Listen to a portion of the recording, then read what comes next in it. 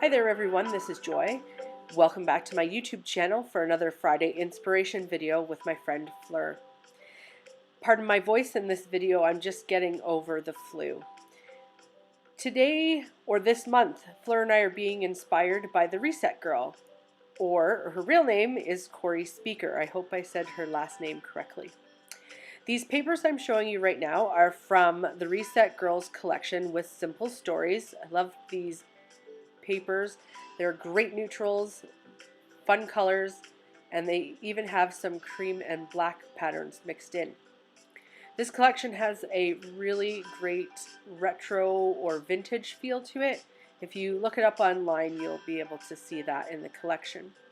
This is a stamp I recently got from scrapbooknerd.com. It is a bird from the CMYK series with We Are Memory Keepers. You stamp each layer of stamp with the colors that they tell you to, and they layer up to make a very cool image. That's what the bird looks like. Here are some other things I recently purchased: a couple of stamps and dies from Avery Al, along with this tag infinity set from Hero Arts, and something from my stash is this Small Talk sticker book. It's a real favorite for scrapbooking and card making. I'm also pulling out from my stash a set of dies from Carabel Studios. I bought them a while ago but haven't used them a whole lot, so I wanted to get those out and used. I'm also going to be adding in some vintage photo distress ink. I like adding distress ink sometimes to the edges of projects, and it again adds to that kind of vintage or retro feel that you get with this collection. Here I'm showing you that I'm doing all my die cutting first. I cut out a bunch of papers for the dies that I want to use, and I'm just going to do all of that up front and get it out of the way. So here are all the pieces I've die cut. I'm going to try to stick to the pieces that I've cut out and limit my supplies this time round. I've also cut out some pattern paper and stamped a background with this alpha stamp set from Tim Holtz, and just use XOXO repeatedly over the background. So this stamp set from We Are Memory Keepers is new to me, but what I do know is that there's this little frame included to help you position your stamp. I'm using the Stamp Perfect tool to help me with placement. You stick the frame down to the lid, and then you will place the images inside that for perfect alignment. Now, I'm not always one for reading instructions, but this seemed pretty straightforward, so I'm starting with black. The process might be reversed and you end with black, but this is just how I'm going about it. You stamp all of the 4 images with the color designated with each stamp, and they layer up together to create a very cool layered image. I did speed up this process about 4 times so you could see how this is going to look at the end with all of these steps included, but it was quite a long chunk of the video, so I wanted to shorten it up. I have a baby wipe on hand to help wipe off any of the excess ink. I use a very light pressure, but did get some ink around the edge of the stamped image. You can see some of that leftover ink around the edges, but that's okay because I'm going to be cutting it out, so I don't need to have a pristine image around the edges. After trying out this stamp a couple of times for these projects, I really do like them, and I like the way that they come out, so I think I might get some more of those. I'm going to work on the first card now, and the background that I stamped, as soon as I saw the hugs die, I knew that I wanted to use the die and the stamp set in combination and have it sitting on this stamped background of XOXO. The sentiment will eventually read hugs and kisses, and I think this card would be cute to send out for Valentine's Day. I used my sticker maker to layer the 2 die cuts on each other, and it makes it so easy just to lift it off the backing paper and stick it right down onto your project. I've had the sticker maker for so long, and I do use it quite often when using die cuts. This pretty simple card, I think, turned out really cute, and I like the fact that this card is easy to replicate if you want to make several of them for Valentine's. So I'm back at the pile of die cuts that I made, and I'm going to sort through and see what things I can start maybe to layer together. I cut out 4 of the sentiment hugs in black cardstock, and I'm going to glue those together. Now, I left one of the hugs die cuts in the black cardstock. You can't see it very well. And I'm going to add the adhesive to the back of the other 3 die cuts and then layer them on top of the first one. I learned this little tip of leaving a die cut in the paper from a fellow YouTuber by the name of Amy R. I will link to her in the description area. She is a fabulous card maker, and I love watching her videos. So after layering all 4 of these together, I will pop out the die cut before it fully dries so it doesn't stick to the cardstock.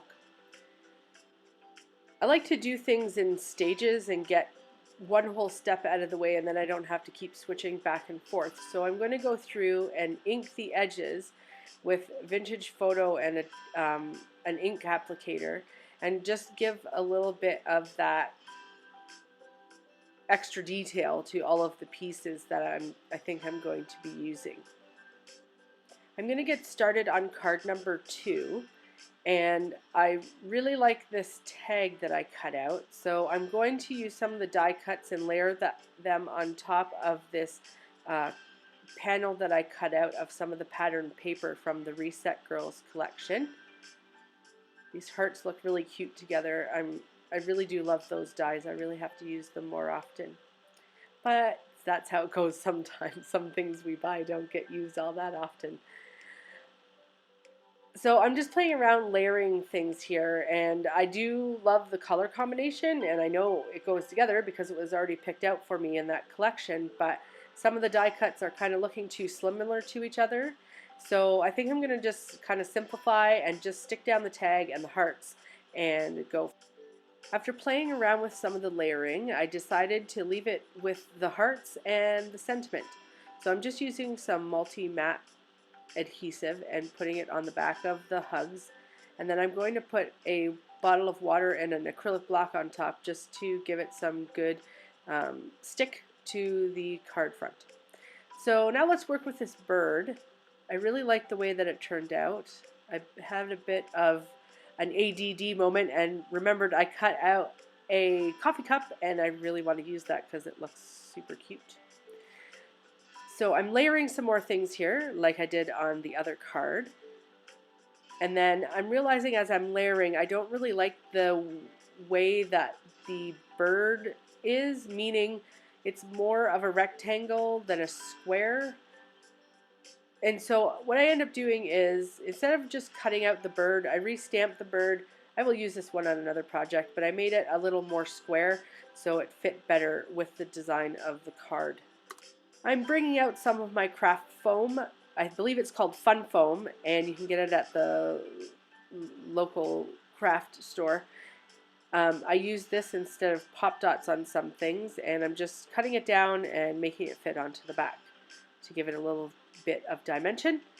I'm going to layer in the little flower die cut that I have there as well. I don't necessarily always adhere every piece. I'm fine with some of the die cuts lifting off the page a little bit, and then when I stick down the bird, it's going to hold everything down together as well. I have a little piece of a floral die cut that I'm going to move around and then decide to stick it back at the top, and then I'm going to search for a sentiment from the Tim Holtz Small Talk sticker book. I really like the things in there, and that sentiment will lead me to using a thank you sentiment inside of this card. If you don't have this sticker book from Tim Holtz, I really recommend you get it. It's great for all sorts of projects. I've used it on mixed media, canvases, cards, and scrapbook pages. I'm placing the sentiment on the card like it was a branch so the bird can look like it's sitting on the branch. Otherwise, I kind of felt like the bird was kind of just floating there. So I'm going to be making the standard A2 size cards today. That's normally what I make anyway. I'm using a Martha Stewart scoring board and some heavyweight white cardstock from Coordinations. I believe it's 110-pound weight. 4¼ by 5½ is this A2 card size. I'm going to stick this down using my desk as a level in order to place it on the front. For the inside of this card, I cut a thank you sentiment from black cardstock, and I'm just sharing how I use my sticker maker to add adhesive to the back. I do press the die cuts into the adhesive, you'll see here, and then I use the stylus to trace around. I find that using the stylus means that I don't have any little pieces of adhesive on the edges of my die cuts. So while I was working on that last card, the heart card that I had started before is now dry. And I'm going to add it to a card base. I don't keep a lot of colored cardstock on hand for card bases. I have more than enough pattern paper on hand in order to cover the front of a white card base, as I'm going to do this time in my stash.